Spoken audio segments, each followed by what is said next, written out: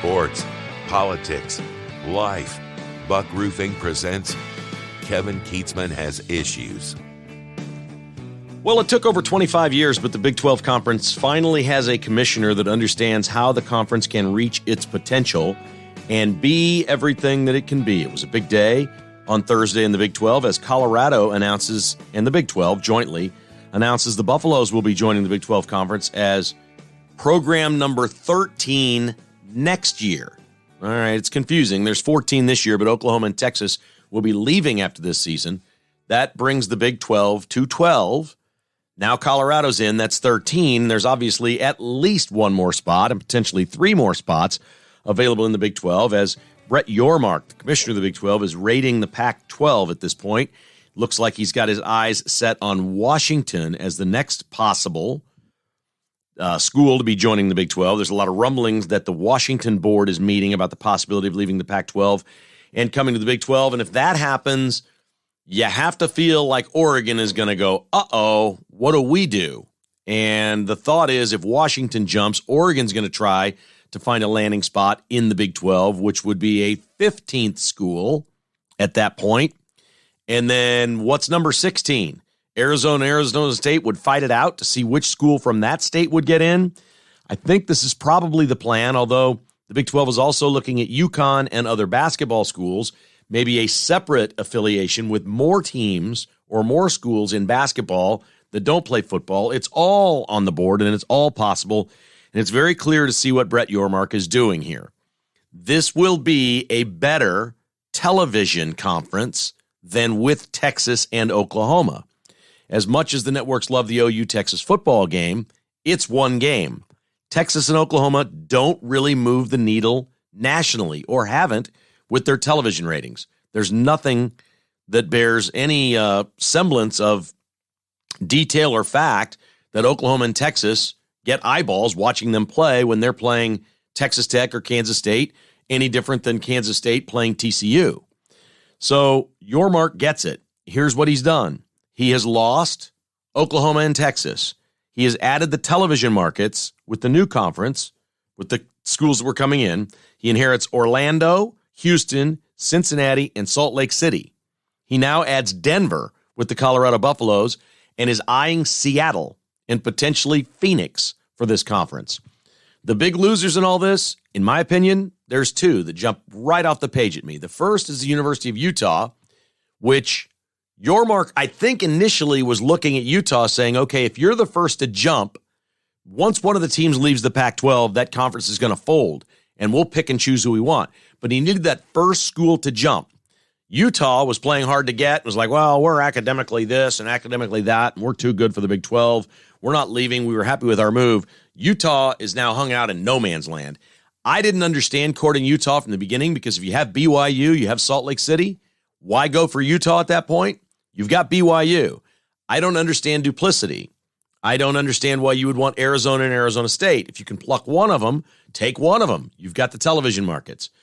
I think that's what he's doing here. We'll have to see how this all plays out. So Utah's a big loser. I think they've got no chance of coming in this league. The second biggest loser, in my opinion, a lot of people disagree with this, is the University of Missouri. The University of Missouri could have been the school that jumped and said, we're going back to the Big 12 because for our future, this is the best possible thing. Missouri hasn't been competitive in the SEC. They just haven't been. It's been at best. When they were a Big 12 football program, the first couple of years they went into the SEC, they were competitive. They recruited in Texas. Gary Pinkel had the thing going. But as Pinkel left, as the players from Texas dried up, Missouri football has fallen on harder times. They've made a couple of iffy coaching hires. They've made some mistakes. But to be honest, who wants the job? Why would you want to go into that conference and coach at Mizzou?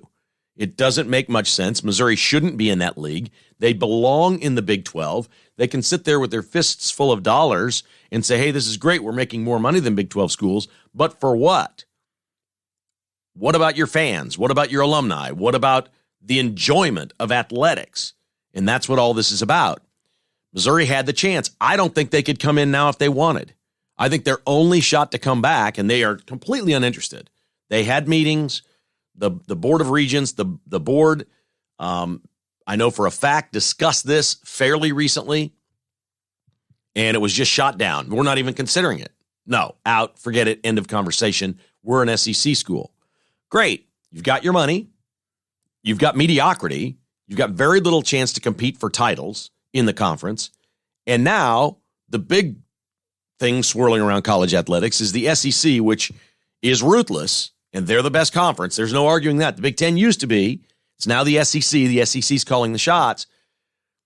The big word out there is that the SEC and the Big Ten are going to have some sort of an alliance and form a super conference. Now, there's 14 schools in each of those leagues. That's 28. Right now, there's going to be 2 more coming in to the Big Ten, USC and UCLA. There's 30.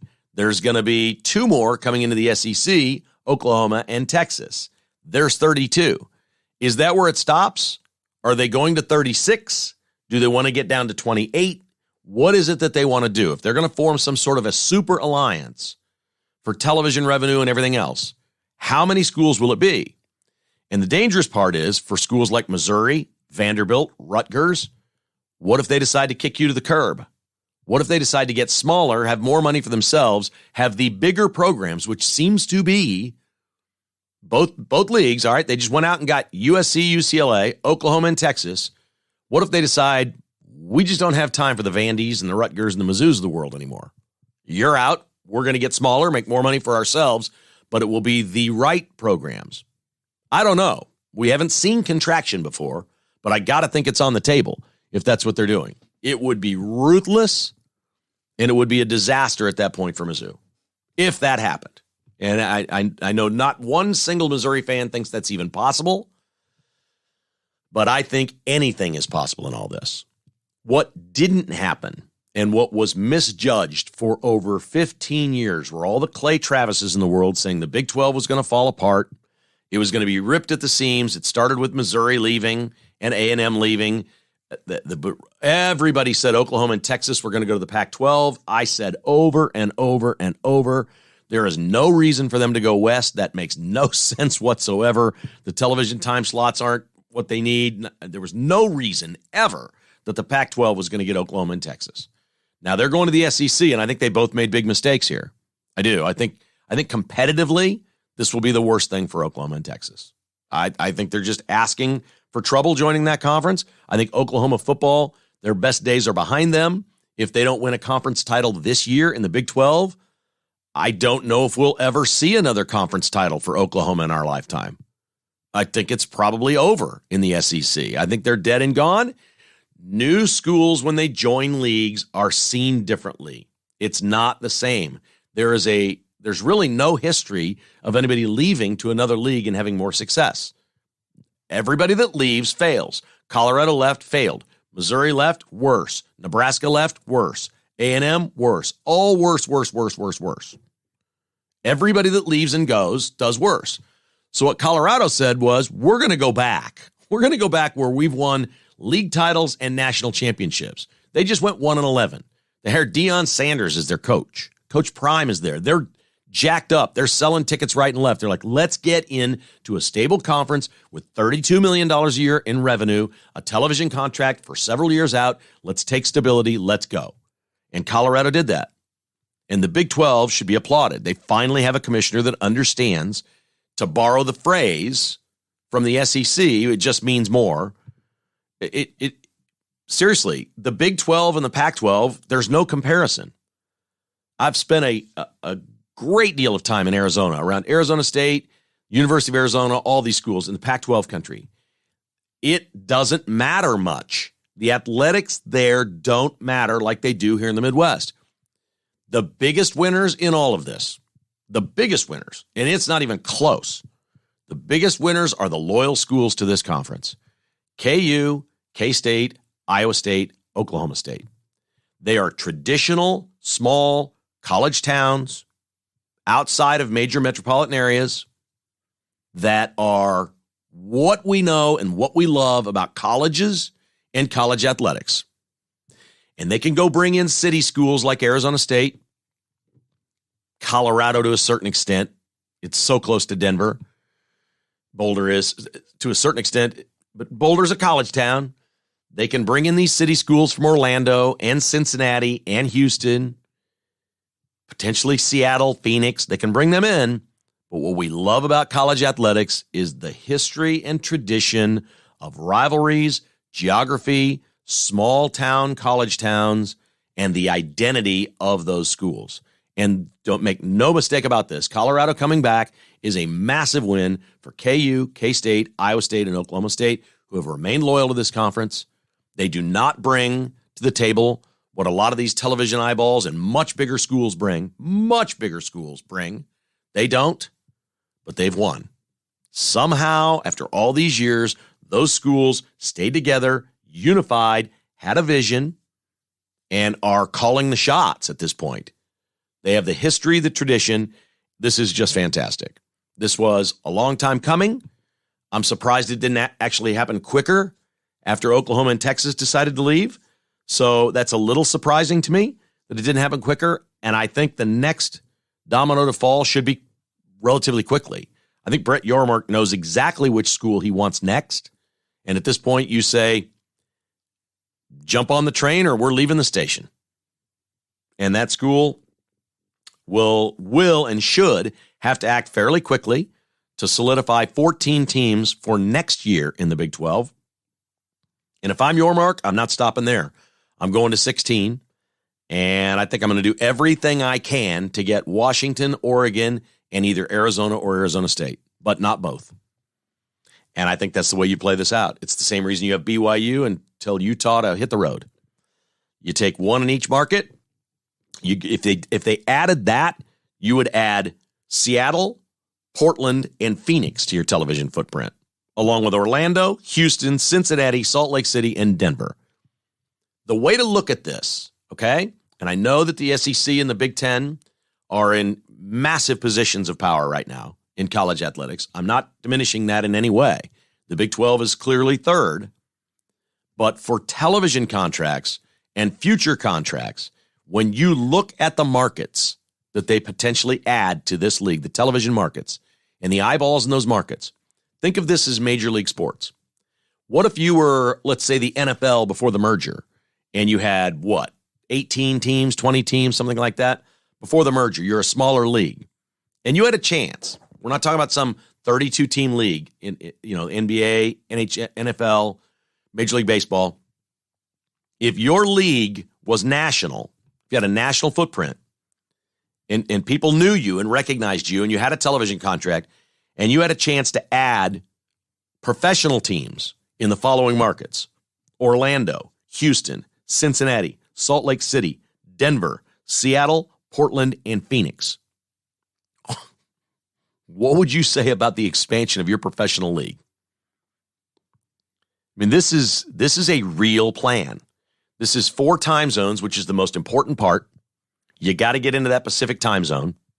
All right, this is another mountain time zone team, Colorado. You got to get into the Pacific time zone. That's a very big deal.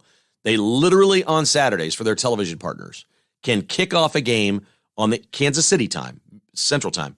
You could kick off a game in the East at 10 a.m., and you could kick off a game in the West at 10 p.m. You literally could provide 16 hours of football or 15 and a half hours of football every single Saturday. You can offer to play on Friday nights. You can play on Thursday nights before Thursday Night Football. You could start at 6 p.m. pretty easily. You could do Monday night games. You could play midweek games if you want. There's all kinds of things you can do. These television networks just want inventory. They want games. They like the idea of starting an hour and a half before Monday Night Football. And then if the game's exciting and more exciting than Monday Night Football, the pro game, you're going to get people watching. I mean, there's just nothing you can say about Brett Yormark, the new commissioner of the Big 12, that you can't love about this guy.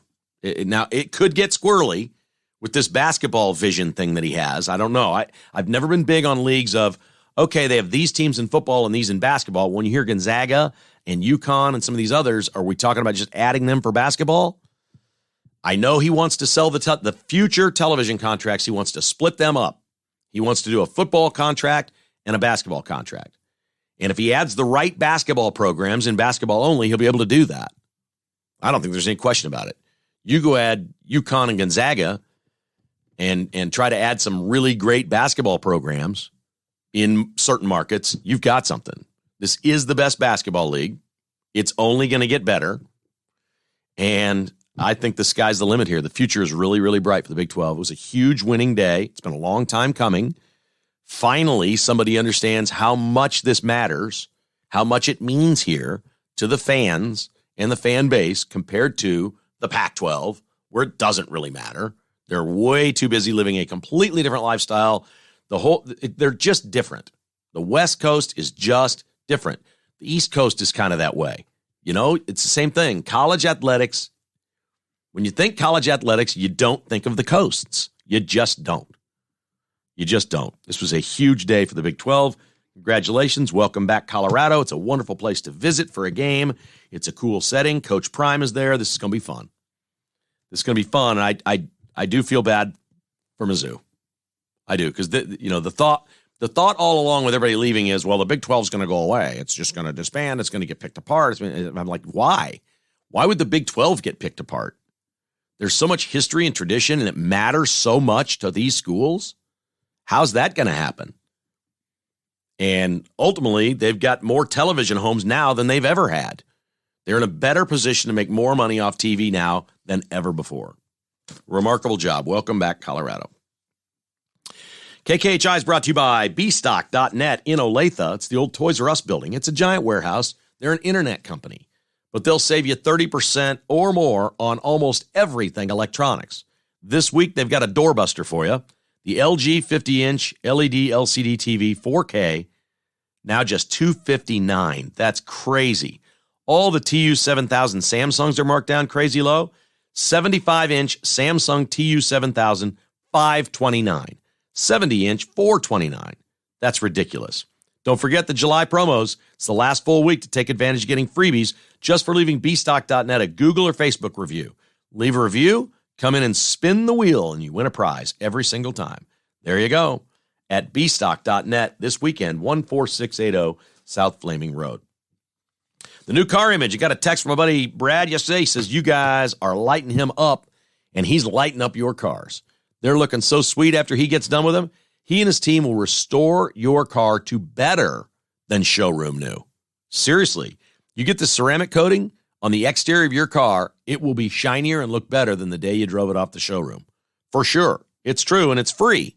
If you book an interior detail now, he'll do the ceramic coat exterior absolutely free. It's a simple phone call. 816-499-1470. That's 816-499-1470. TheNewCarImage.com. The website is TheNewCarImage.com. And the Finch Knife Company is a proud sponsor of KKHI. We love Spencer and Steve over there. They're awesome dudes. They've started up a great local company making the best pocket knives in the world. Check them all out online at FinchKnifeCo.com, or you can see them at Shields in Overland Park, the Bullet Hole and Teague Tractor. We love these guys. The Flint series is out. The Hatfield series is out. They're brand new. You can see every different series of knife on their website, FinchKnifeCo.com. I love, personally, the Cherry Bomb collection. It's awesome. They're born in Kansas City, and every knife is designed here. They do about 6 to 8 new designs every year. Collect them all or pick the one that you just got to keep in your pocket at all times. FinchKnifeCo.com. All right, more football news. The NFL, Joe Burrow, the Bengals quarterback, was carted off the field Thursday with a calf injury. Pretty simple little maneuver. He was rolling to his right, non-contact, not really active, just, the best way to describe most of training camp is like walking through. They kind of do walkthroughs. Everything's simple, no contact. You hate hearing about injuries. I'm going to apply the same standard to Joe Burrow I did with Kadarius Toney earlier. You hate hearing these injuries where they're doing very little and their body breaks down on them. Kadarius Toney was fielding a punt. No pads, wasn't going to get hit, just catching a punt. And quote-unquote tweaks his knee that's been a problem. I'm counting Kadarius Toney off this team this year. Y'all can count him in if you want. I'm counting him out. They're talking about maybe the start of the year. He had a problem with his knee in the offseason. He was injured with the Giants. They dumped him on us. I'm counting him out. Anything I get out of Kadarius Toney now is a bonus. Because if he's just standing there catching punts and gets hurt, what happens when they start playing? He played in parts of 10 games last year. He started and finished 4. They got him. He has started and finished 4 games with the Chiefs. How many do you think he's going to start and finish this year? All right, so I'm going to apply that a little bit to Joe Burrow here. This is scary for the Bengals because you shouldn't have a guy that young, that important, and that, to be honest, that great. I mean, he's been to a Super Bowl. He's a great player. Joe Burrow's terrific. You shouldn't be rolling right and have a calf injury that requires a cart to take you off the field. That's bad. That's really, really, really bad. Now, it sounds like it's not that maybe they were overly cautious with the cart and carting him off. Man, you hate hearing this. I mean, we've seen Mahomes has had foot injuries, ankles and feet has been his thing. We've seen that. We've watched it. We saw the kneecap that time do the weird thing. We've seen some things. Those were in games. Those were getting rolled over on or a quarterback sneak and he's pushing and the knee thing happened. We've seen Mahomes get hurt. I'm not saying that, he's not immune to injury. But I don't remember a time where he was just in a regular practice and, he's rolling out and let's get the cart. Let's get him out of here. That's not good, man. That's not good. And calf muscles, calf injuries can be very tricky. They're downplaying it, making it sound like it's not much. But once that happens, don't you kind of have to watch for that? It's not a cramp. It's a calf injury. They're saying he didn't cramp up and, hey, let's get him out of here and whatever. That's not good. I'm not predicting some sort of doomsday scenario for Joe Burrow and the Bengals. But boy, the last thing you want to hear is your young quarterback just reaching his prime is rolling right in a non-contact routine little drill and has a calf injury that requires a cart to take him out. Not a good day for the Cincinnati Bengals. Sean Payton is the new coach of the Denver Broncos, and he had a great day Thursday. This guy just unloaded on what happened in Denver last year. Sean Payton says of Nathaniel Hackett as the head coach last year. All right, first understand this. Sean Payton is taking all the pressure off his team by saying this stuff. All accountability and responsibility away from his team by saying this stuff. He is supporting and defending his quarterback and his entire team. He's stepping up and saying, it wasn't your fault, guys. You do it my way, and we're going to kick some ass this year. That's what he's saying. But he went to the media and said of Nathaniel Hackett and Russell Wilson's poor statistics, he said, well, Russell Wilson hasn't faded at all. This is a great player. He said, I love what I see in Russell Wilson. He said of the Denver Broncos last year, quote, it was one of the worst coaching jobs in the history of the NFL. What? I love Sean Payton. I hate Sean Payton, but I love Sean Payton. I got to stay by what I've always said. I love people in sports that they say things, and Sean Payton is not afraid to say it. Earlier in the week, he called out the NFL for their punishment policy for players and gambling. He lost a player for the entire season. Was critical of this guy doesn't give two flips about anyone or anything other than his football team. He will do anything to win. It is proven in the past because he cheated, got caught, got suspended. He's been in trouble. This guy will stop short of nothing to win football games. This is about team building. It's about building up his quarterback. He says, oh, great. Last year, Denver won the offseason with pomp and circumstance. They did. They won the offseason. Everybody, I was talking big about the Broncos. Like, this is going to be a lot harder. Russell Wilson just came to town. This is going to get tricky. And you had to look at Denver and think, okay, in a lot of games they were close. They just couldn't score. Their offense was no good. Sean Payton should fix that. They should just be much better this year. There's no question Denver should be much better this year. The best part is Payton saying what they blew last year was they won the offseason. They ran around and told each other how great they are and pomp and circumstance, he says. And then he said, kind of like the Jets this year with Hard Knocks and everybody talking about the Jets. Here's his quote. You watch, unquote, is what Sean Payton said about the Jets. that they won the offseason but won't be any good in season. You watch, he says. Wow, that is strong. Nathaniel Hackett, the former Broncos coach, is the offensive coordinator of the Jets. Aaron Rodgers is the new quarterback, and the Jets play at Denver October 8th. This is going to be a major story in the NFL this year. Sean Payton calling out Nathaniel Hackett for last year in Denver, now the offensive coordinator in New York with the Jets, and Sean Payton says, you watch, they'll suck. He just came out and said it. You watch, Jets are going to suck.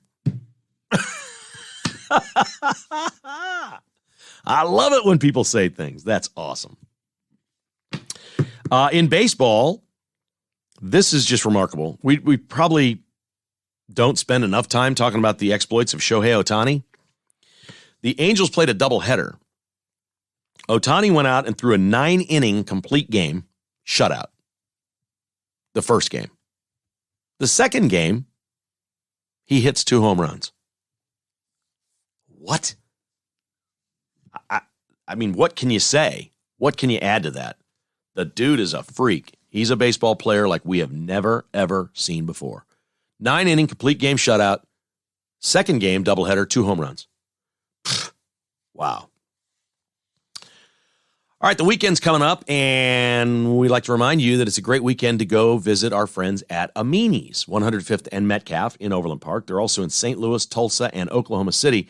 Amini's has a great selection of games for your game room and bar stools and furniture and all kinds of cool stuff at Amini's, 105th and Metcalf. You like pinball, golden tee, pool tables, shuffleboard game tables, poker tables, bar stools. It's all right there, and it's the good stuff.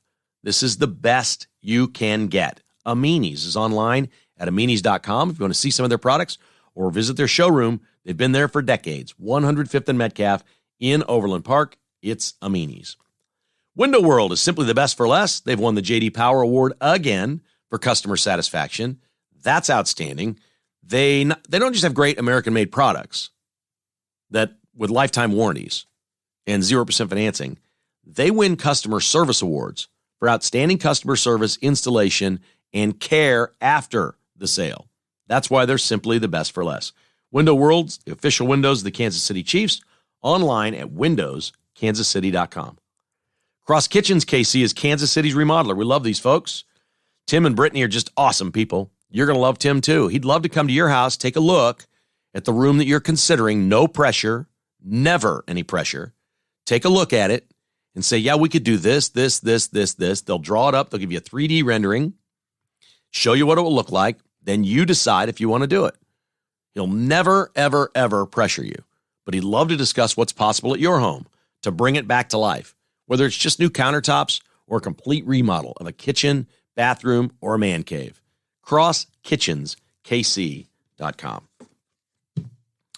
On to the news. We're having so much fun watching all this Hunter Biden stuff. I mean, it's just great. The best part of Hunter Biden's plea arrangement, getting kicked out by the judge in that case, and she's awesome, Mary Ellen Noreika, is what she said to Hunter and what they've done to Hunter at this point. Now, I've got a buddy who grounds me a lot of time on these things, and he said, listen, this is the Bidens. They can come up with all kinds of lame excuses and get around things and whatever. I'm like, you're right, no question. But when the judge is sitting there in the courtroom telling the lawyers that she's not going to rubber stamp this thing, and this plea arrangement is, quote, not worth the paper it's written on, unquote, and for you two parties to get your butts out of here and come up with something better and bring it back to me, report back in a couple of weeks, and I think there will be a new plea deal. I don't think there's going to be some big trial of Hunter Biden. I think there will be a new plea deal.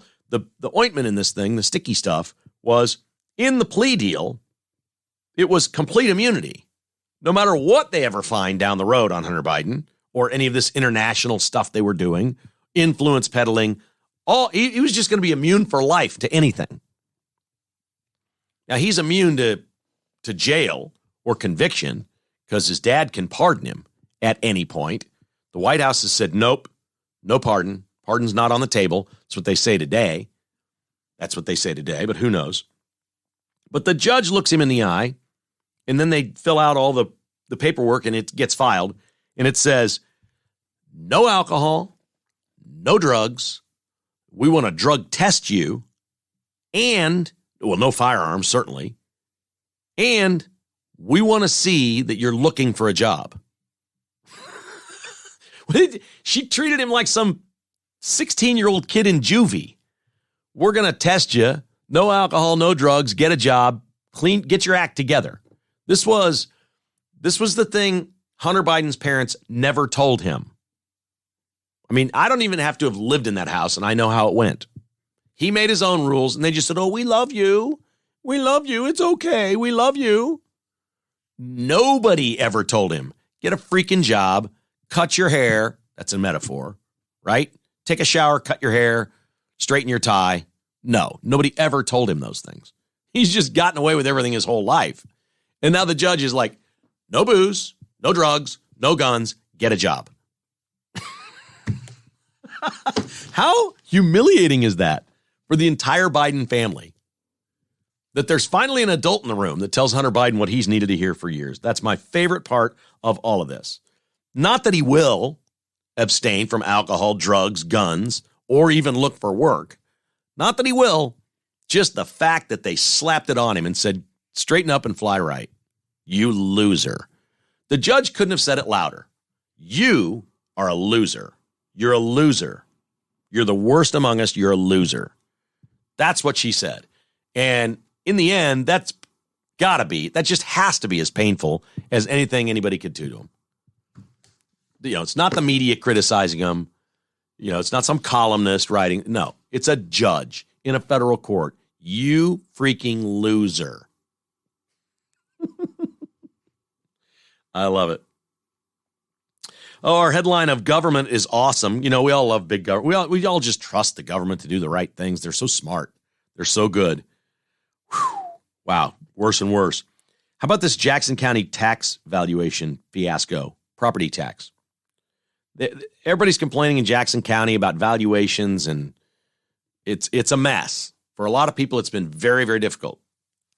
To show you how bad they are just at governing, I enter one former home of the great Patrick Mahomes.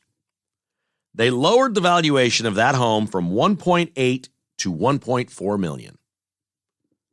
That means you pay less property tax. So, okay, but the house just sold for $3 million.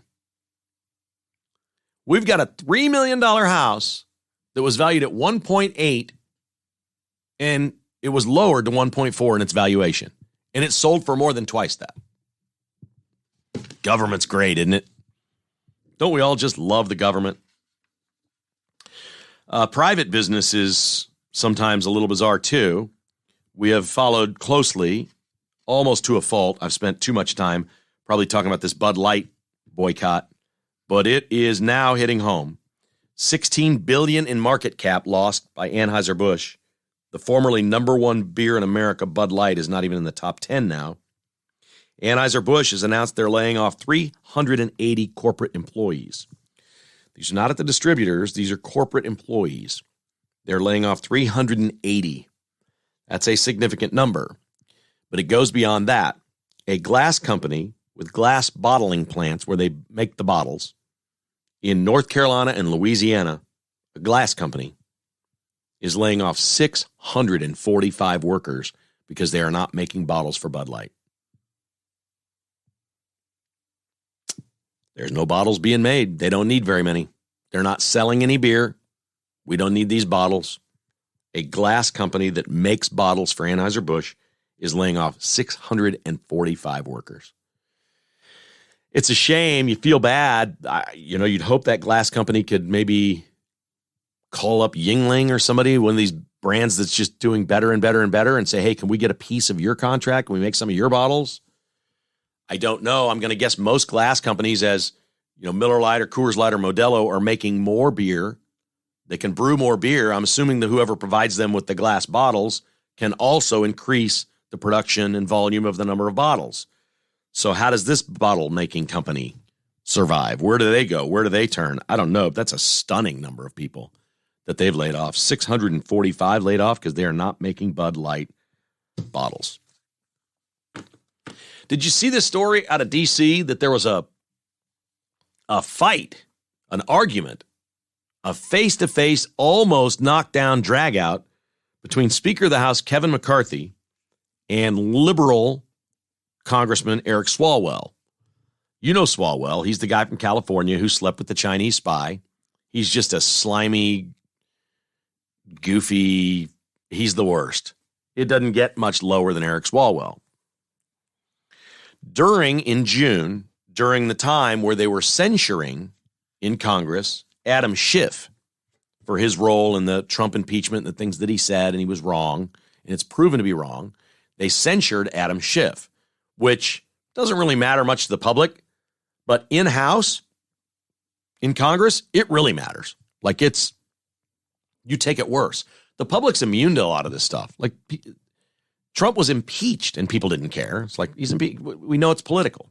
So you see a censure of Adam Schiff and most of us laughed at it and go, okay, that's it. It's over.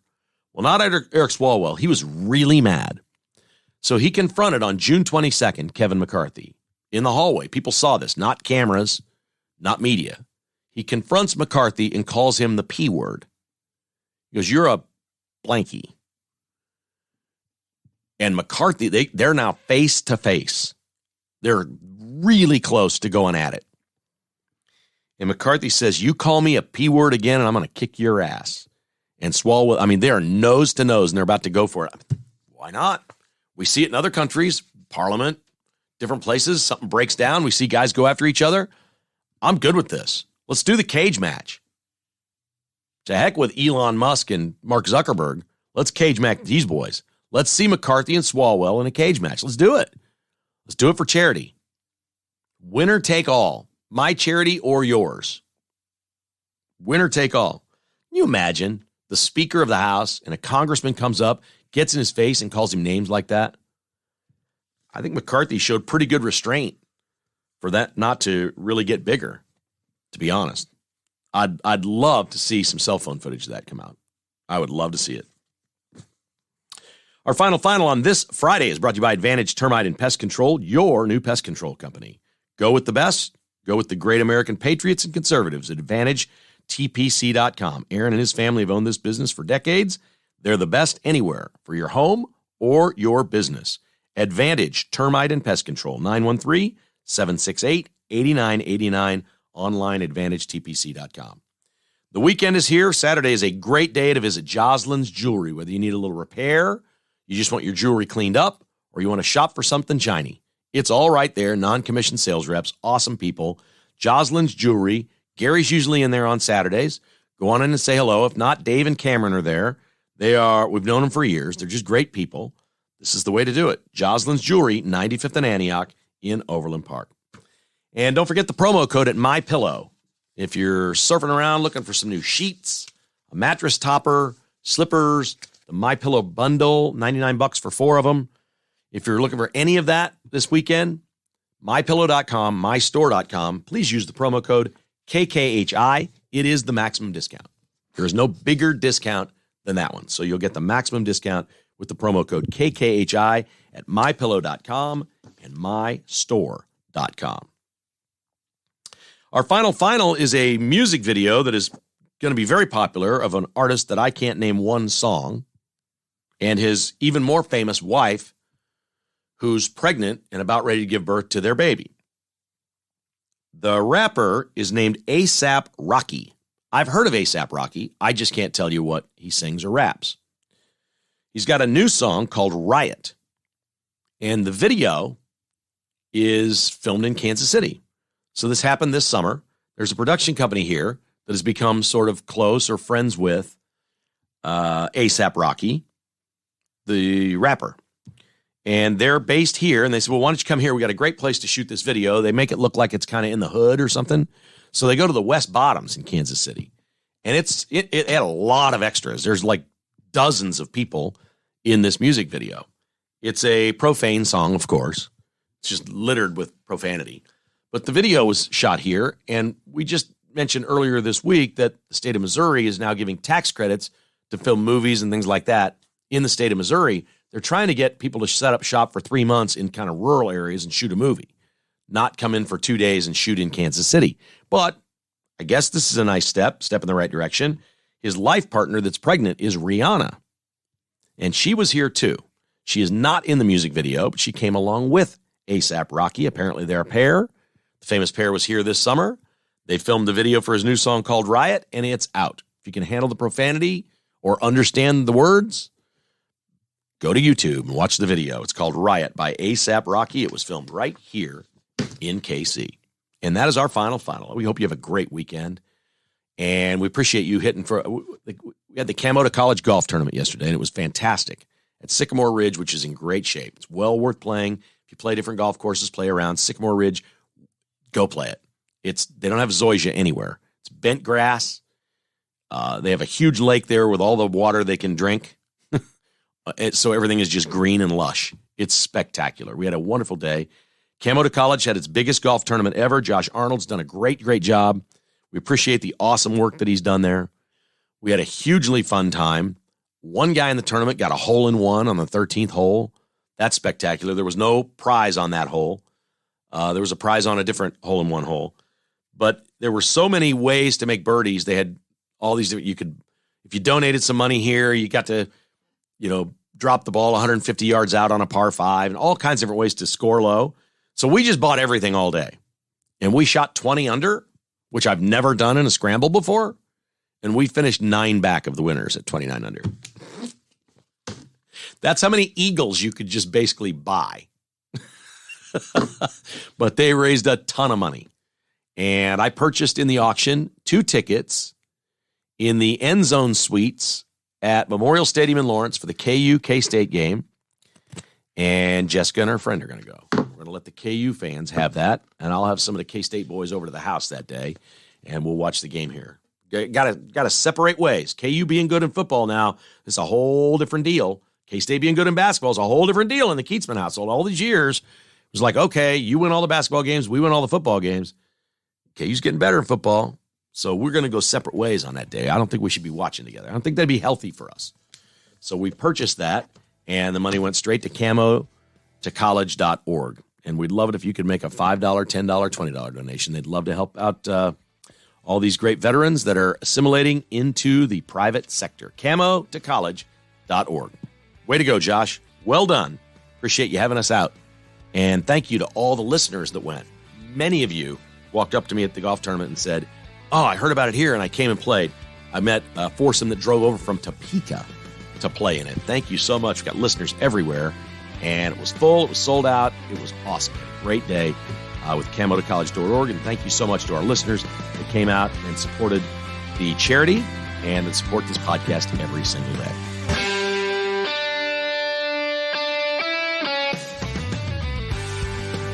Thanks for listening to Kevin Keatsman Has Issues, presented by Roberts Robinson Chevrolet Buick GMC.